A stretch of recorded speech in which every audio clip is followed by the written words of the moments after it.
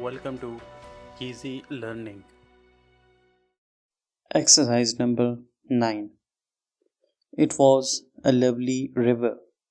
It was wide and full of water in both summer and winter. In summer, the water was usually blue, and its never ending movement towards the sea was so peaceful that it could not be seen except by the most careful observation.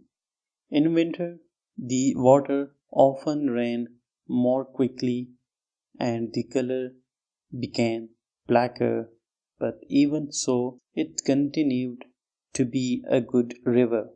It kept well within its high banks, it was clean, and it did not have places that were dangerous for the little sailing ships that used it as a playground. Not all rivers are so kind to those who live near them. People used to live near or right on the banks of rivers because they required clean water for the many purposes of life. Today, water can be brought to people over considerable distances, and it is not necessary to live near a river to exist. In these days, people like to live near rivers because they like to look at them or to sail on them. There are very few of us who do not find happiness in sitting and watching a large body of water. Houses that have good views of a river or of the sea or of any other mass of water can usually be sold at a high price. There is always a demand for houses in such pleasing situations. High Point was such a house. It was one of a small number of large houses built on a piece of land some 200 or 300 feet above the river and the little town through which it passed. A young woman sat at a wide window of High Point, reading a book. The evening light played on her golden coloring, and she was beautiful. She put down the book and looked out over the well kept grounds of the house and down to the river.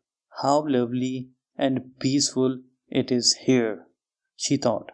There is still enough light for me to have an hour on the river in flying sails before the day quite dies. We have so few of these lovely days that we may as well make the best of them when we have the opportunity. Perhaps she did not use just those words, but her thoughts were along those lines as she got up and moved away from the window and towards the open door. "Penny!"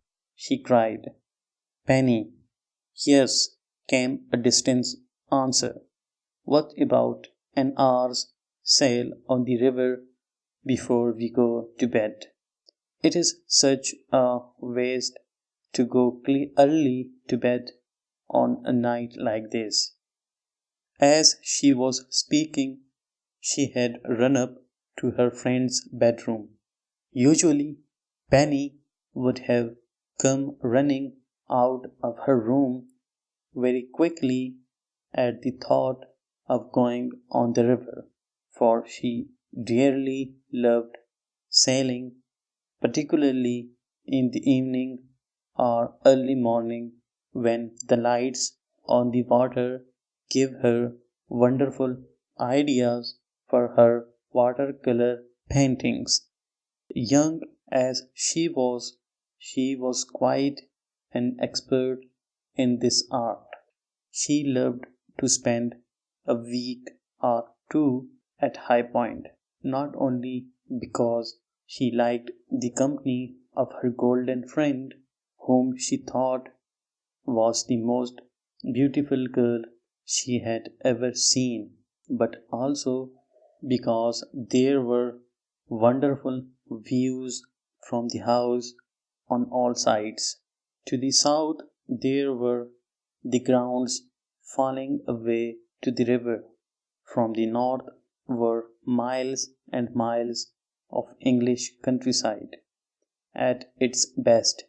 To east and west were large houses in beautiful grounds which, with little changes here and there, made good subjects for her pictures. Yes, she liked spending time at High Point with the Weeks family. That evening, however, Penny did not come running from her room. She sat at the table, looking with no pleasure at all at one of her paintings. What is the matter, Penny? Have you got the colors all wrong? Oh, no, the painting is good enough. It will do. This remark greatly surprised her friend because with Penny, paintings did not just do, they had to be good, very good. No, she said again, the painting will do, but I'm not coming out. She looked so different from her usual happy self that her friend went across the room to her. What is it? She asked. Penny put her head down and cried. It is your brother, she said. He is so wonderful, so much like you, and he did not even speak to me or look at me before he went away this morning. And she cried again. Full stop.